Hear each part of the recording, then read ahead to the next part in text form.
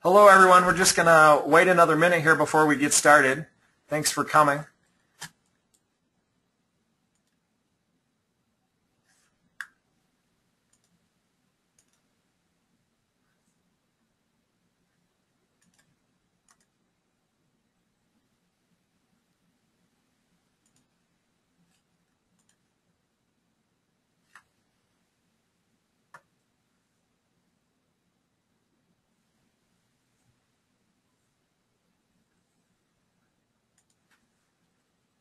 I'm not sure if you can, this is testing. Kate, if you can hear me, right click on my name and choose Make Presenter real quick. I accidentally passed it over.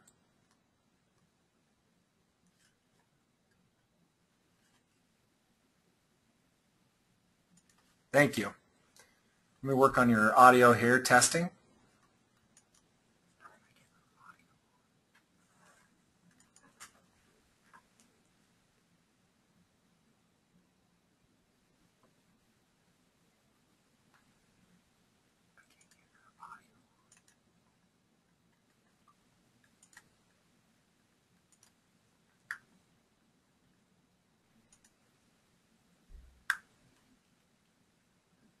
Hang on, Kate. I'm working on getting your audio on here.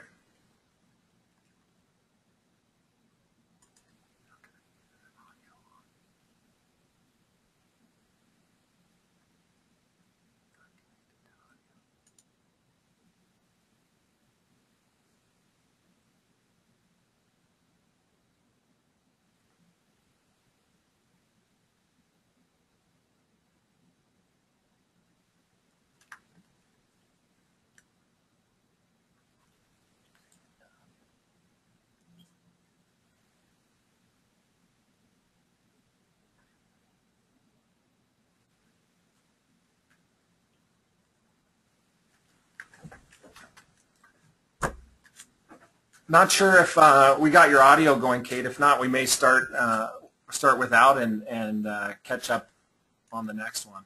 So greetings, everyone. My name is Chris Holt.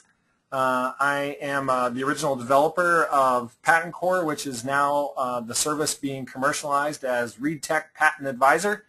I appreciate you joining us today. Today, what I want to do is start a first of a series. What our goal is to do this every single Wednesday at this same time, with the exception of next week. We'll always go at 12 Eastern at this particular time, but next week we're going to be in Washington, D.C. For a live event, which you see in the middle of your screen here.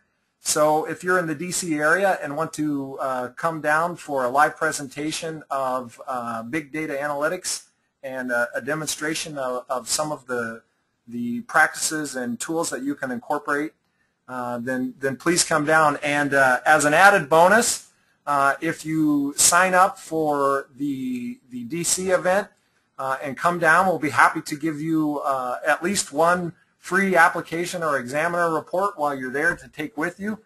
And if you want to sign up for the DC event on May 22nd, which is 1 week from today, you can go on to the Patent Core website, which is Patent Advisor website, www.patentadvisor.com, and click on this event and register now. So we'd love to see you at that event. Also, we will have registration for the May 22nd event popping up on the website soon. To register for that, for the webinar, just click on this box, click on the register now, and we'll sign you up for that as well. Otherwise, before we get started, additional housekeeping is if you have any questions or if you would like a recorded copy of this webinar, feel free to email me at chris@patentcore.com. I can arrange that for you. And if you have any questions about any of the services that you see, or if you would like to arrange a demo for your own firm, please contact Vince Cirilli, who is account executive at Read Technology. And Vince will be happy to connect with you and set up a time for perhaps he and myself or someone else from our team to do a demo for you and let you know about the commercial options for some of the tools that you'll see today. And with that, let's get down to business. I don't necessarily want this to be a product demo in the traditional sense, and in fact, I intend for these Wednesday webinars to be an open environment where we can all talk about prosecution and a new approach to prosecution. However, in order to do that, we are going to take a data-centric approach and sort of talk about the focus of these conversations will be about how did I do my job before, how did I prosecute patent applications before, and how will that be different. So we want to log into the system, into the Patent Advisor system, so that we have access to good data to inform our conversation. And the thing that you should know right from the get-go is, okay, what tools do we have to inform our conversation? Well, an example of a tool that we have is the ability to pull examiner statistics and examiner data from our comprehensive database of published applications. So, for example, we can search, this is a favorite examiner of mine,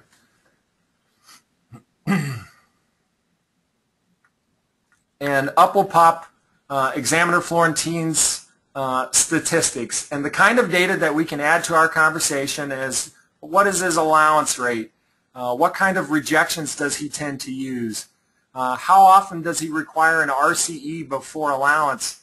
How long does it usually take to get to allowance?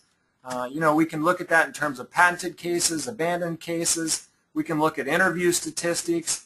We can look at appeal statistics. We can look at, how long is it typically taking him to pick up an RCE if you do file an RCE. We can look at the different assignees with whom he typically works. So this examiner in particular does a lot of cases for IBM and Microsoft. And we always have the ability to sort through specific cases and to look at prosecution history for different applications. So that is one tool that we have before us, which is what we call the Open Search System, which is one of our commercial offerings.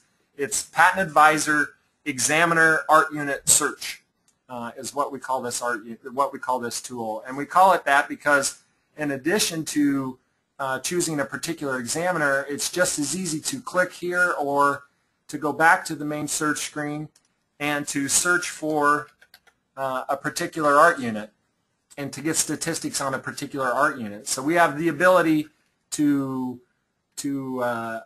also look at art unit data and very similar types of data there as well.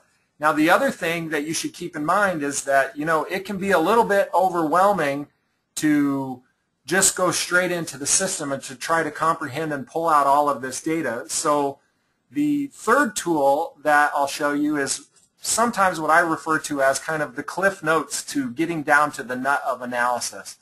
And what this allows you to do is to put in the name of a particular examiner or to put in a particular application. So what I want to do today is I want to start with a specific application, and what we're going to do is to sort of open up the school of thought here is we're going to start with a particular application, and we're going to look at the file history. So we're going to look at 12-431-942. And so what I'm going to do now is to go ahead and pull up the report for that case.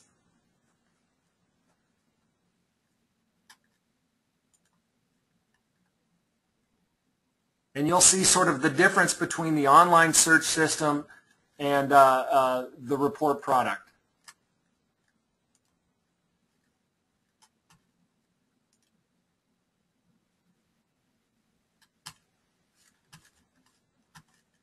Should pull up in just a moment here.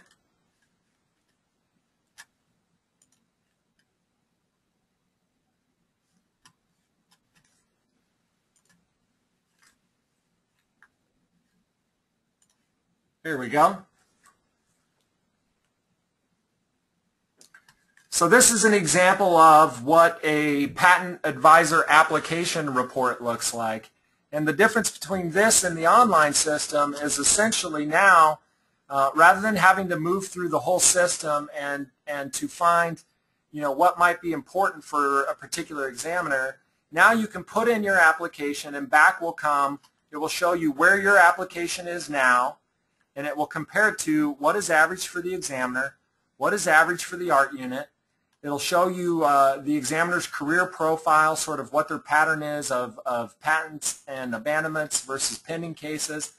And on the rest of the pages of the report, you'll have a lot of the same statistics that are in the online system, but they'll be highlighted so that you can pay attention to things that might be of interest. So here we have one that's highlighted in light blue, and it's got an asterisk, so that's something that you might want attention to if this is a case that you're handling. But most importantly, we have an executive summary. And the executive summary will tell you things that you should keep in mind while you are prosecuting this case based on the data, the relevant data in the patent office. And so we're going to come back to this in a moment, because what I really want to focus on today is this question. Is the data that's provided in our system just data for its own sake, or will it actually change results and potentially lead to better patents sooner? So from the corporate perspective, can you use this data to shorten the length of prosecution, eliminate unnecessary prosecution iterations?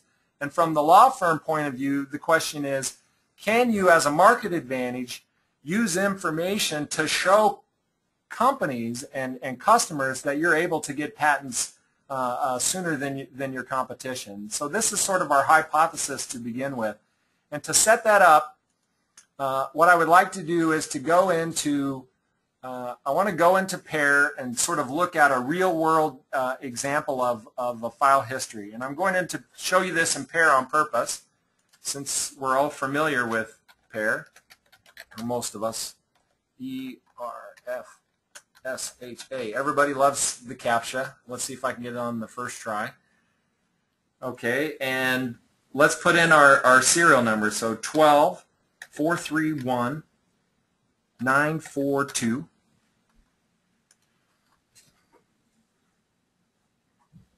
Okay, and so let's look at this particular application, sort of in a vacuum here. So the application was filed in 2009, and let's take a look at what the claims look like when the application was originally filed. Let's at least look at the independent claims.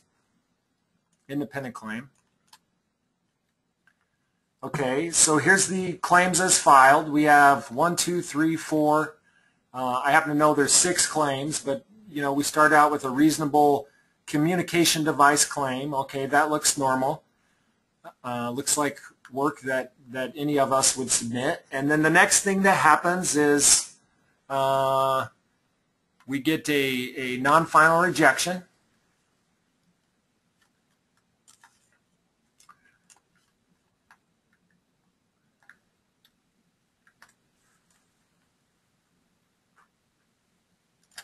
Okay, here we go, and let's take a look at that just to get a little spirit of what's going on in the prosecution here.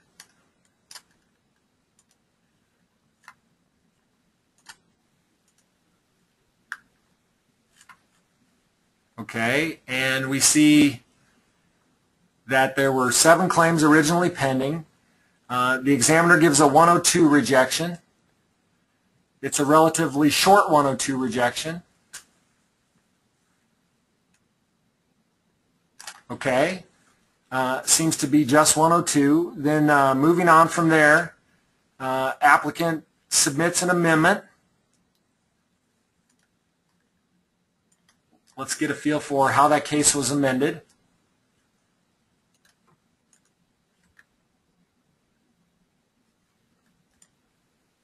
Okay, it looks like the attorney took out a whole element, added a new element, assumedly made some good arguments around this new element, potentially being a way to resolve the case.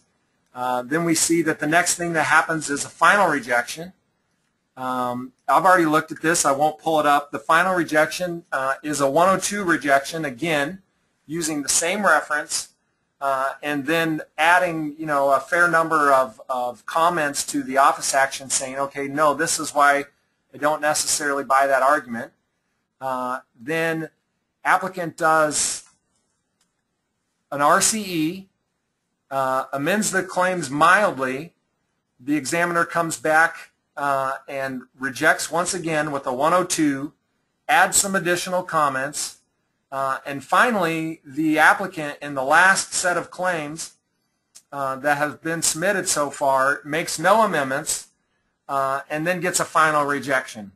So we're at the point here where the pattern is, and this is pretty typical, where it's gone non-final, final, RCE, non-final, final. And I can tell you that along the way there's been some amendments made, but not necessarily too aggressively.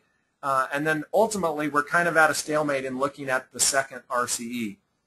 So at this point, I'm going to bring into the conversation a fellow prosecutor and a friend of mine, Chris Christensen, and just ask the question, Chris, how often is this experience so far for you? How often does prosecution proceed like this, and what would you be thinking at this point in prosecution?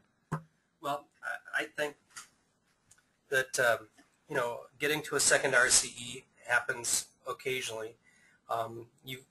Honestly, you feel like you have to come up with a different plan and something completely fresh. And it usually, for me, when I get here, is kind of a fresh look through the case and the references, and maybe even back to original invention disclosure documents.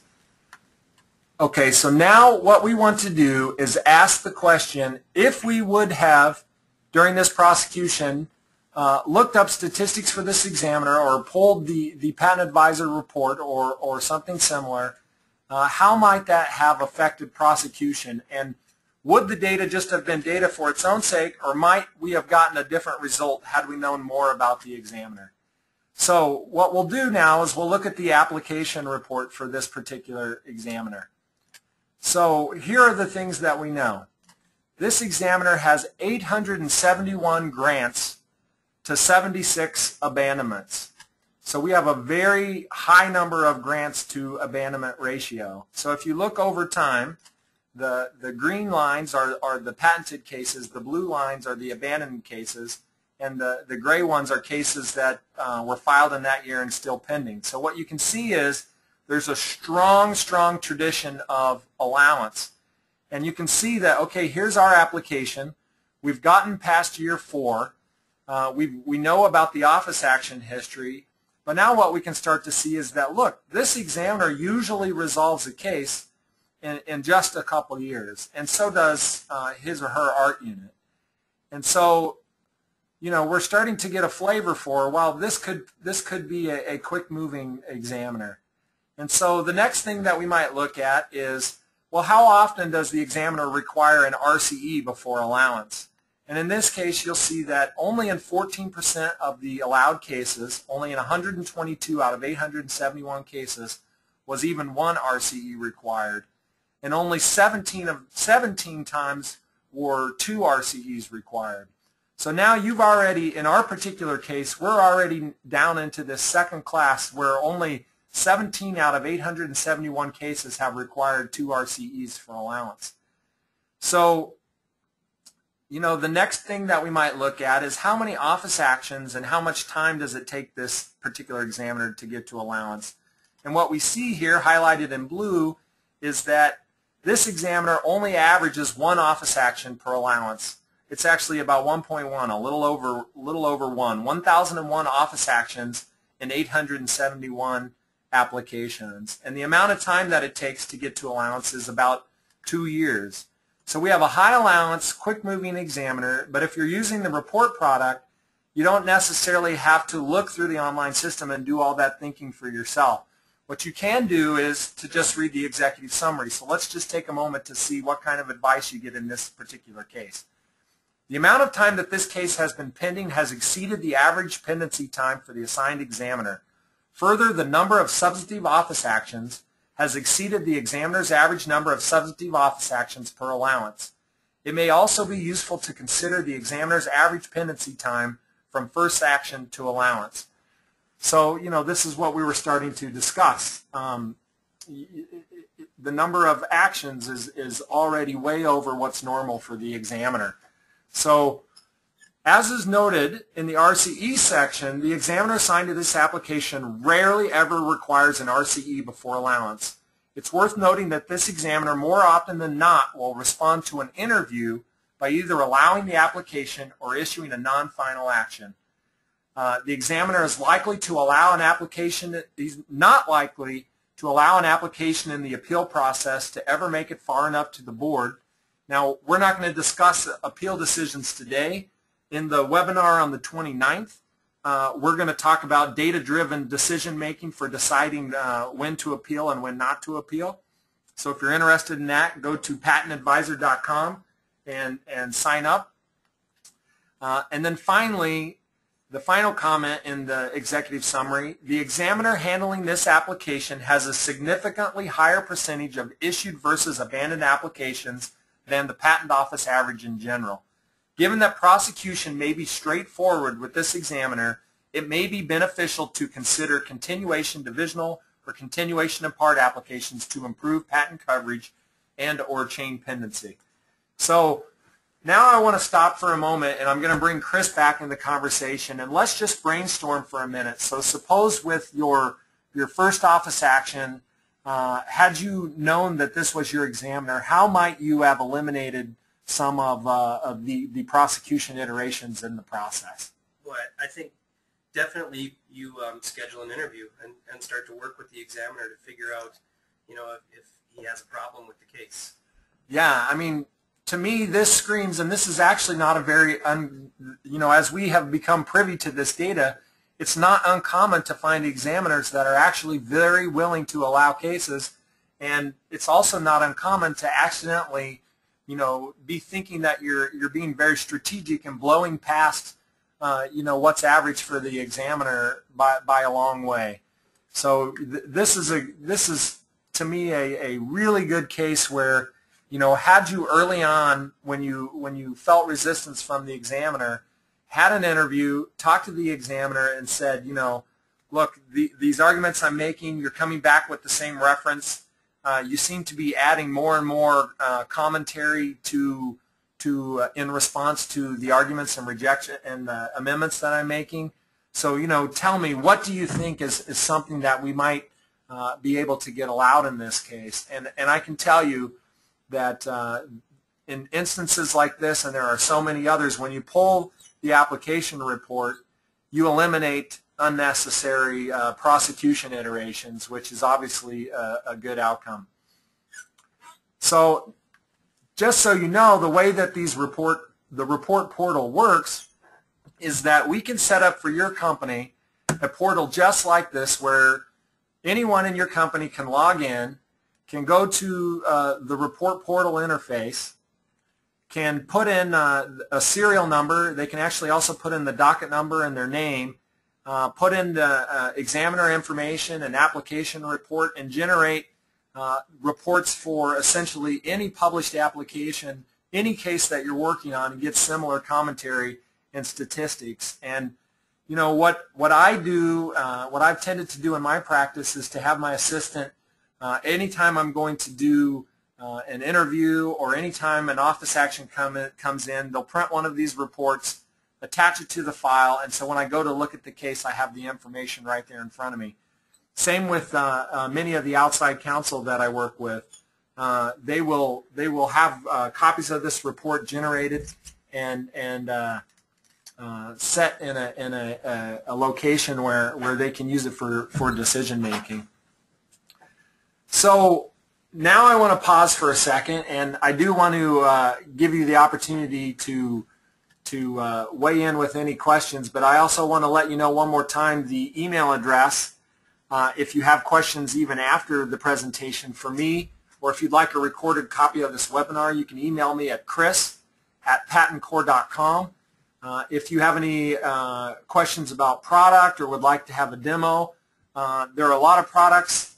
We have a lot of products planned between now and the end of the year. We'd be happy to show you even some of the things that we're not showing you today. If you want to contact Vince and set up a demo, that would be great.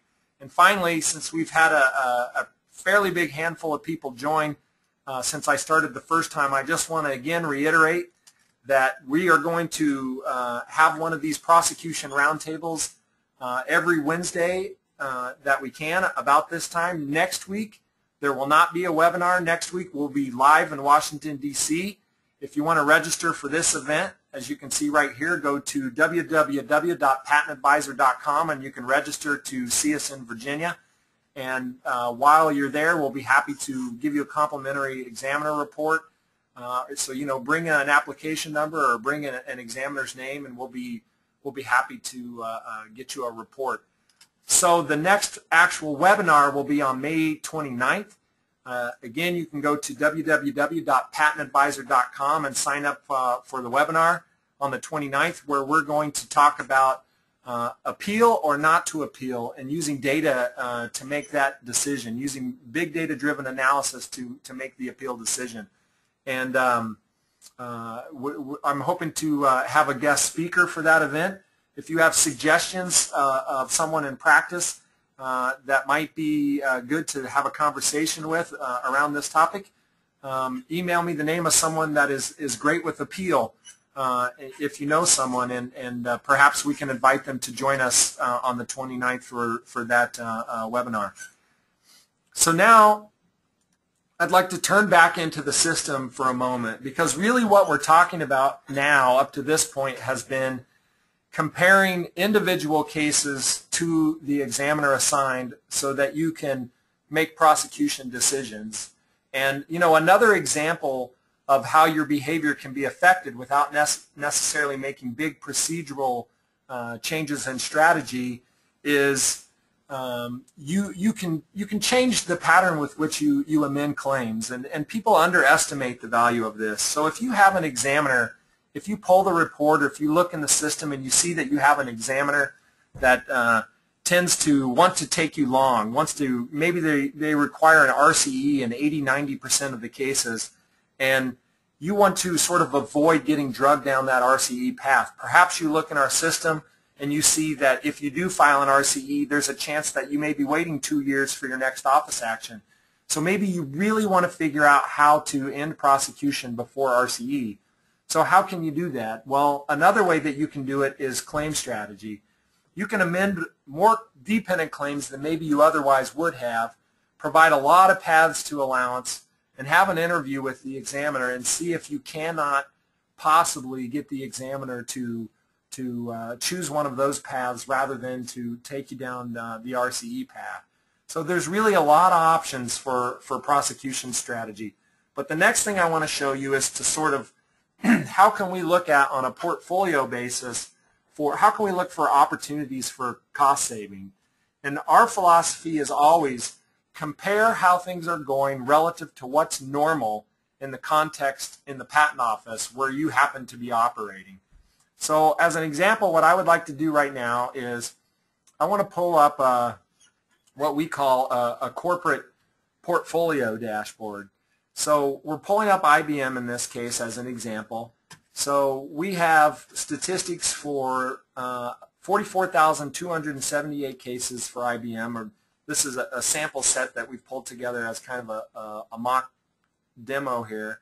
And so as you can see, there's a lot of the same statistics. And so one of the things that you can do is to pull up for your corporation, and there's a lot of corporations out there I know listening today. You can pull up for your corporation a table of examiners, and you can sort the table of examiners and pay attention to, you know, which examiners do you have that, in this case, look, there are this many examiners that average between 4.9 and 6 office actions per allowance. So how can we strategically, you know, handle this examiner that requires 6 office actions per allowance, an RCE 100% of the time, and, you know, can require 6 years for allowance. So how can we deal with those situations? So it's sort of potentially a policy issue. You can also look at ART units. But what I really think the most and easiest way to use our system to eliminate unnecessary prosecution iterations is to really look at your table of applications. And you can look at patented and abandoned cases, but really the most useful thing is to look at the table of pending applications and sort it from high to low. It'll take a minute here because we're sorting 9,458 pending cases.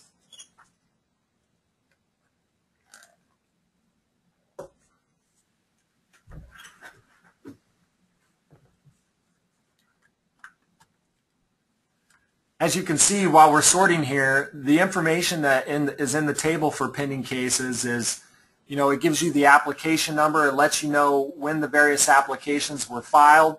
It lets you know the status of the applications, whether it's on appeal, whether there's been a notice of appeal filed, etc. And there's always the ability to click on application details and to jump to the file history. And also, as you can see on the bottom of this table, is the ability to export this table into Excel so that you can walk away from the system and go out and work on addressing cases rather than spending all your time in front of the computer. So what we've done here is we've sorted IBM's pending cases based on the number of office actions. And what we always show you is how many office actions has the case had so far relative to what is average for the particular examiner. And so, if I'm a portfolio manager for IBM, I can start to move through these and look at all of these cases that are well beyond what's par in their particular context, and figure out whether the claim, whether it really is such an important case that we don't really care, or do I click on application details, potentially look at the claims, and get an idea of whether all of these things are really on course. But then sorting through, you can really get all the way down into applications that are more borderline. So these are way outside the curve, but you can start to look at cases that are about to leave the curve. And the other thing that we allow you to do is, rather than looking at the whole entire portfolio all at once, perhaps you want to filter down to just a subset of cases. So suppose you only want to look at cases being handled by one of your particular law firms. So we give you the option to update this page to filter it down to a smaller set of all of the cases. Maybe I'm an inside counsel and I only want to look at my cases, so I will select my name, filter down to just my cases, go down to the application table, sort it, and pay attention to the cases that might be about to leave the curve, and watch for opportunities to stay close to what's average for the examiners. From a law firm perspective, it's very similar. You can manage cases within your firm in the same way. To some extent, we can allow open searching of law firms, but right now, what we do is, for your corporation or law firm, we can set up your own portfolio management. So, for example, at this point, I can choose any of a variety of firms. We have in our system essentially compiled portfolios for most every firm, for most every corporation. We can actually drill all the way down to the attorney level. So let's look at a law firm example. I could choose Schwegman or Stern Kessler. We'll go with my firm, Westman, Champlin, and Kelly. And so here we get a statistical breakdown of our cases. But again, I'm able to come down to the application table. I can sort it from high to low. I can sort it from low to high. And I can get to the I can really get to the bottom immediately of cases that are leaving the curve in terms of what's normal for the patent office. So it looks like we have some cases to go check out, Chris. Oh, actually, these are old patented cases. I forgot to push the pending tab, but obviously we could look in pending cases as well. The other thing that's interesting is we can actually sort the table for a particular client. So if I look up one of our firm's clients, as you can see, we have an autocomplete option. and I submit the filter, we can filter down to just the cases that our firm is handling for a particular client. So we can come down and look at that client's pending cases and maybe potentially bring certain cases to their attention for discussion and that kind of thing. So, and again, you always have the ability to, if you see an application that's interesting, you can always click application details and click over to the examiner data or to the art unit data, and you always have the option of flipping over to the reports portal and printing reports for a particular examiner. So at this point, what I would like to do is give everyone an opportunity. I'm dedicated to wrapping this up here in a 45-minute period, and so whenever we do this every Wednesday, we'll shoot to wrap it up. So what I would like to do, though, in this last 8 minutes is give anyone the opportunity to type in the name of an examiner, and perhaps we'll pull a report and take a stab at sort of profiling how you might alter your behavior for a particular examiner. So I'm going to wait for a moment and see if anybody would like to type in the name of an examiner.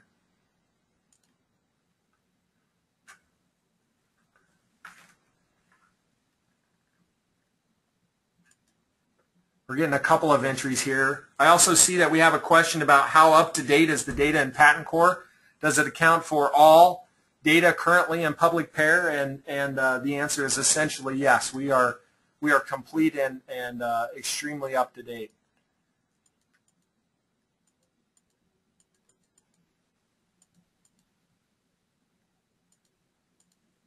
We got a lot of examiner names coming in here.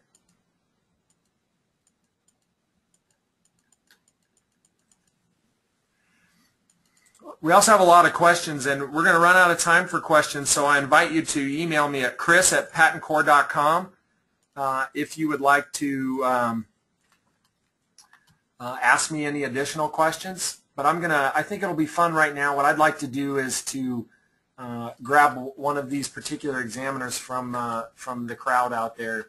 And the one I'm looking at here is, and we'll see what happens here, M-A-Q-U-I-R-E. First name Lindsay, maybe. Maybe it's perhaps it's spelled wrong. Let me see if we can find M-A-Q, or maybe it's McGuire.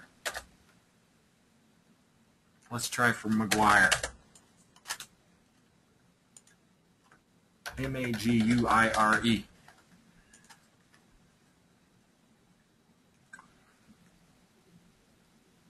Here we go, Lindsay McGuire. And perhaps what we'll do now is just sort of page down through the data for examiner McGuire and see, and Chris, I'll ask you to help me if you see something that stands out. The first thing that I tend to always look at is the allowance rate. And really we're looking at here at an allowance rate. We have 184 grants to 144 abandonments, so that's pretty even. However, you can sort of see if we turn off and we look at sort of the patented history. So here's the history of her patented applications. 2013, it makes sense that the number is going to be low there. It's still populating due to the publication process. And you can sort of compare that to abandonments. So the interesting thing here is that abandonments seem to be going down while allowances seem to be going up. So for what it's worth, that seems to be a trend for this particular examiner. Rejection-specific statistics, it looks like a pretty common pattern. One of the things I pay attention to here is the use of 101 rejections. We're in an art unit 3600 where 101 rejections can be an issue, and I often like to look at final off-action frequency. And so you can see that her 101 rejections tend to go away at final, which is good because it leaves you in condition for appeal. It's a little surprising to me that her restriction requirement percentage is 28%. That seems to be a little high for restriction requirements, at least in my experience, and I happen to work in this art unit or these art units fairly frequently. About a third of the cases require an RCE, and a chunk of those require 2 RCEs.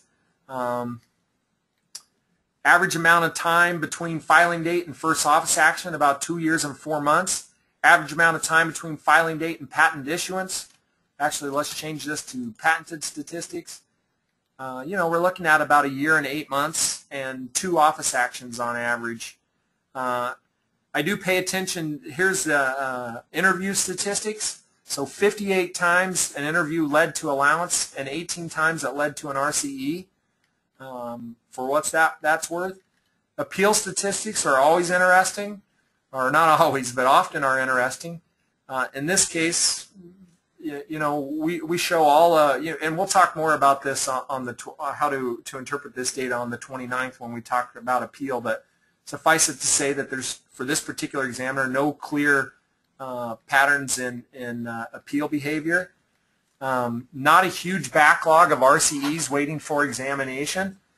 This has been a topic that we've written a lot about on our blog at www.patentadvisor.com. And it seems like this is the last 100 RCEs that she's turned around, and it seems to be, in a fairly reasonable amount of time. It was a year, but most of them now are well under a year to get the RCE turned around. Common assignees.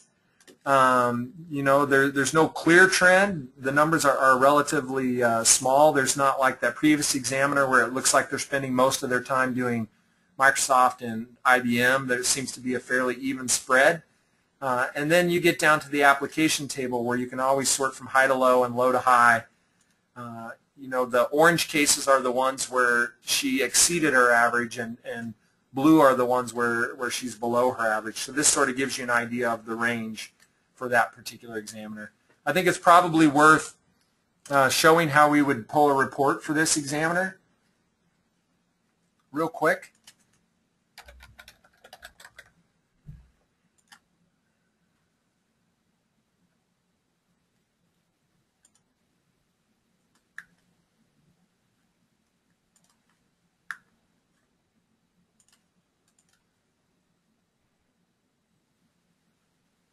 And this is what a report would look like for Examiner McGuire. And here's some commentary for her that sort of matches our analysis.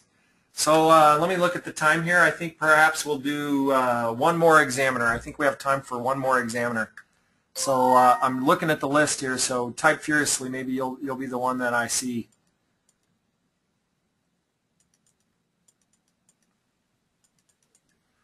Okay, let's look at one more examiner. At Examiner King we'll look at this time.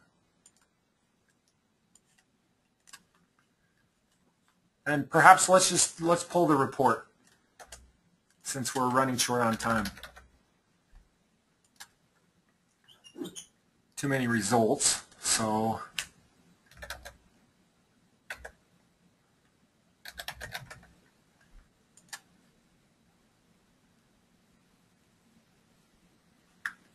okay, here comes the report.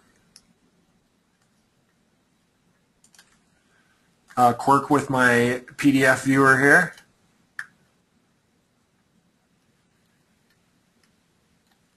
So right away in our executive summary, this examiner has a significantly higher percentage of abandoned applications versus issued patents than the Patent Office in general. It may be beneficial to engage the examiner early in prosecution with an interview to ensure that the application is well understood. So 26 abandonments to 122 grants for this particular examiner, with a trend just like you would expect. She's also averaging over 4 years per issuance, which is a little bit more than her art unit. So again, we have some of the similar statistics. But anyway, it looks like we're out of time. So once again, I just want to reiterate, we're going to be in DC 1 week from today. Please go to www.patentadvisor.com and sign up if you're going to be in town. We would love to see you down there and would be happy to give you some complimentary reports. And then otherwise, watch for May 29th, where we'll be talking about appeal.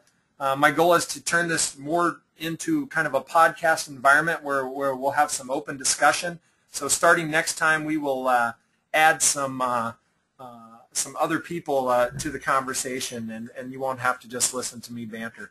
But thanks a lot for your participation, and that's all for today. We look forward to seeing you again in the future.